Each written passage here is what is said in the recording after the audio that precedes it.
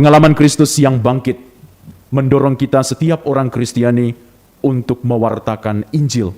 Pergilah ke seluruh dunia, beritakanlah Injil kepada segala makhluk. Apa artinya bagi kita orang-orang Kristiani, khususnya orang-orang Katolik, ketika kita diajak untuk mewartakan Injil dewasa ini? Pewartaan Injil dewasa ini mungkin tidak lagi dimaknai bahwa setiap orang yang ada di dunia ini atau semua orang harus menganut agama Katolik. Atau semua orang yang ada di dekat saya itu harus memiliki agama yang sama dengan saya, bahkan memaksa. Saya rasa tidak lagi dimaknai demikian. Tetapi pewartaan Injil adalah mewartakan nilai-nilai Injili yang diwartakan atau dibawa oleh Kristus yang bangkit. Nilai-nilai Injili yang diinspirasikan oleh Kristus yang bangkit tidak lain dan tidak bukan adalah menjunjung tinggi kehidupan manusia, kejujuran, kepedulian, mau mengampuni, dan masih banyak yang lain. Saudara-saudariku yang terkasih dalam Yesus Kristus, pengalaman Kristus yang bangkit ini seharusnya meneguhkan keyakinan kita, semakin meneguhkan komitmen kita untuk menjadi pewarta nilai-nilai Injili di dalam kehidupan kita. Maka saudara-saudariku yang terkasih, mari kita tetap berjuang, mari kita tetap berkomitmen untuk mewartakan nilai-nilai Injili di dalam keluarga kita. Sudahkah keluarga kita diinspirasikan oleh nilai-nilai Injili?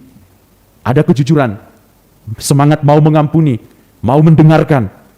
Sudahkah kita mewartakan Injil di dalam kehidupan masyarakat kita? Mau peduli dengan orang-orang di sekitar kita? Mau peduli dengan mereka yang menderita?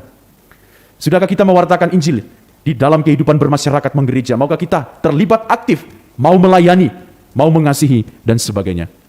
Saudara-saudariku yang terkasih, semoga pengalaman Kristus yang bangkit semakin meneguhkan kita dan pada akhirnya mendorong kita untuk menjadi pembawa-pembawa nilai Injili di dalam kehidupan kita. Semoga Tuhan memberkati.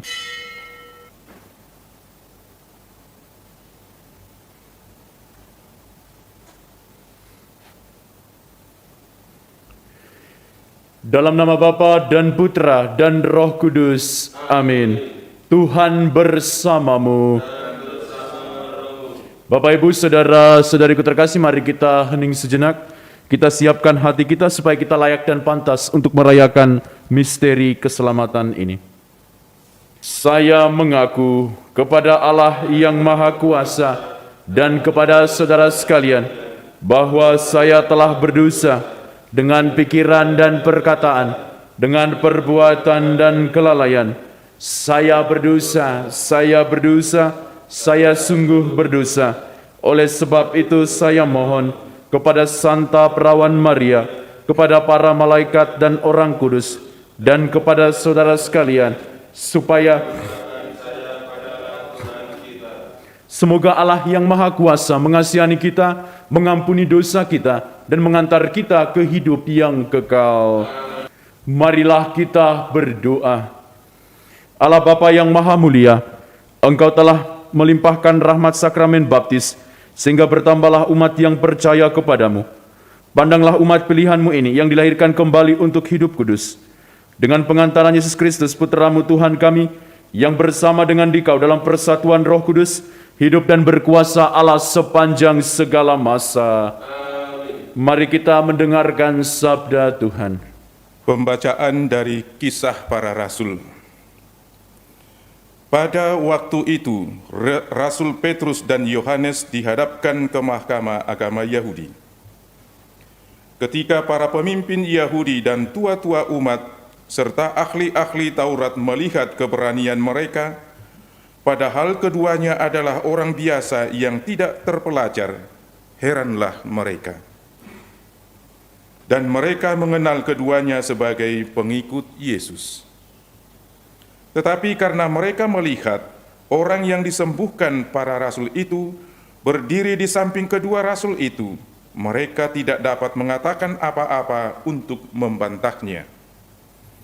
Maka mereka menyuruh rasul-rasul itu meninggalkan ruang sidang. Lalu berundinglah mereka dan berkata, "Tindakan apakah yang harus kita ambil terhadap orang-orang ini? Sebab telah nyata kepada semua penduduk Yerusalem bahwa mereka telah mengadakan suatu mujizat yang mencolok dan kita tidak dapat menyangkalnya. Tetapi supaya hal itu jangan makin luas tersiar di antara orang banyak, baiklah kita mengancam dan melarang mereka, supaya mereka jangan berbicara lagi dengan siapapun dalam nama itu. Setelah kedua rasul itu disuruh masuk lagi, maka diperintahkan supaya sama sekali jangan berbicara atau mengajar lagi dalam nama Yesus.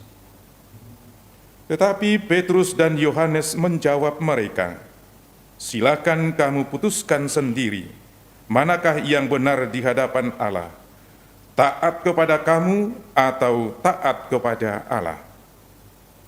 Sebab tidak mungkin bagi kami untuk tidak berkata-kata tentang apa yang telah kami lihat dan yang telah kami dengar." Mereka semakin keras mengancam rasul-rasul itu, tetapi akhirnya melepaskan mereka juga, sebab sidang tidak melihat jalan untuk menghukum mereka karena takut akan orang banyak yang memuliakan nama Allah berhubung dengan apa yang telah terjadi. Demikianlah sabda Tuhan. Syukur kepada Allah. Aku bersyukur kepadamu sebab Engkau telah menjawab aku. Aku bersyukur kepadamu sebab Engkau telah menjawab aku. Bersyukurlah kepada Tuhan sebab Ia baik, kekal abadi kasih setianya. Tuhan itu kekuatanku dan mazmurku, Ia telah menjadi keselamatanku. Suara sorak-sorai dan kemenangan terdengar di kemah orang-orang benar. Aku bersyukur kepadamu sebab Engkau telah menjawab aku. Tangan kanan Tuhan melakukan keperkasaan, tangan kanan Tuhan berkuasa meninggikan. Tuhan telah menghajar aku dengan keras, tetapi Ia tidak menyerahkan daku kepada maut. Aku bersyukur kepadamu sebab Engkau telah menjawab aku. Bukakan aku pintu gerbang kebenaran, aku hendak masuk ke dalamnya, hendak mengucap syukur kepada Tuhan. Inilah pintu gerbang Tuhan, orang-orang benar akan masuk ke dalamnya. Aku bersyukur kepadamu sebab Engkau telah menjawab aku dan telah menjadi keselamatanku. Aku bersyukur kepadamu sebab Engkau telah menjawab aku. Haleluya, haleluya, haleluya, haleluya, haleluya, haleluya, haleluya, haleluya. Inilah hari yang dijadikan Tuhan. Marilah kita bersorak-sorai dan bersukacita karenanya. Haleluya, haleluya, haleluya, haleluya. Tuhan bersamamu. Inilah Injil Yesus Kristus menurut Markus. Dimuliakanlah. Setelah Yesus bangkit dari antara orang mati, pagi-pagi pada hari pertama minggu itu, Ia mula-mula menampakkan dirinya kepada Maria Magdalena. Daripadanya Yesus pernah mengusir 7 setan. Lalu Maria Magdalena pergi memberitahukannya kepada mereka yang selalu mengiringi Yesus, dan yang pada waktu itu sedang berkabung dan menangis. Tetapi ketika mereka mendengar bahwa Yesus hidup dan telah dilihat olehnya, mereka tidak percaya. Sesudah itu Yesus menampakkan diri dalam rupa yang lain kepada 2 orang dari para murid ketika keduanya dalam perjalanan keluar kota. Ketika mereka kembali dan memberitahukannya kepada teman-teman yang lain, kepada mereka pun teman-teman itu tidak percaya. Akhirnya Yesus menampakkan diri kepada ke-11 orang itu ketika mereka sedang makan.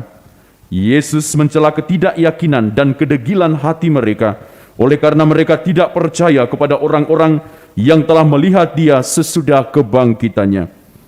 Lalu Yesus berkata kepada mereka, "Pergilah ke seluruh dunia, beritakanlah Injil kepada segala makhluk."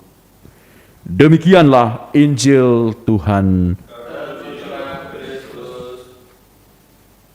Bapak, Ibu, saudara-saudariku yang terkasih dalam Yesus Kristus, pengalaman Kristus yang bangkit mendorong kita setiap orang Kristiani untuk mewartakan Injil. Pergilah ke seluruh dunia, beritakanlah Injil kepada segala makhluk. Apa artinya bagi kita orang-orang Kristiani, khususnya orang-orang Katolik, ketika kita diajak untuk mewartakan Injil dewasa ini?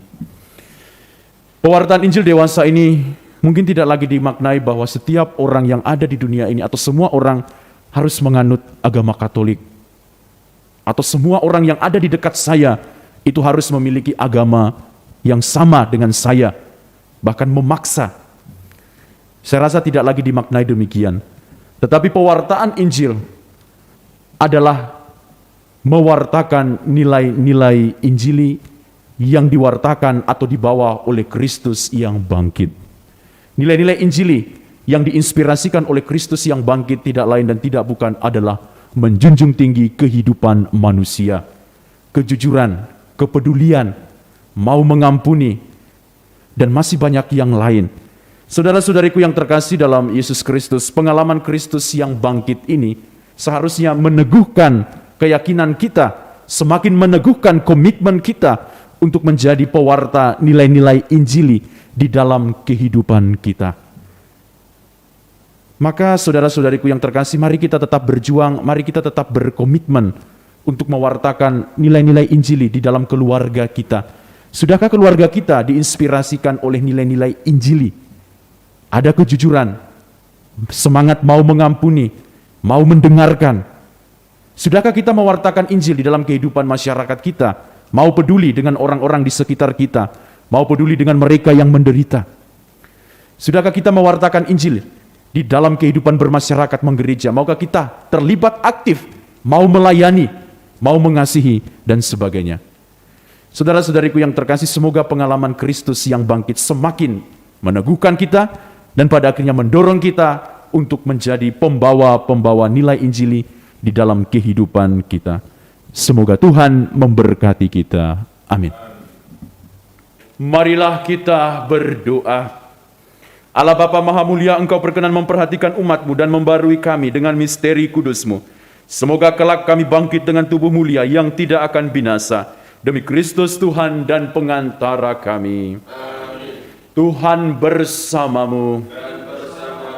Semoga saudara-saudariku sekalian senantiasa diberkati oleh Allah yang Maha Kuasa, Bapa dan Putra dan Roh Kudus. Amin.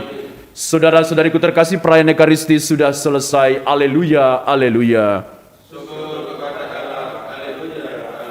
Marilah kita pergi, kita diutus. Amin.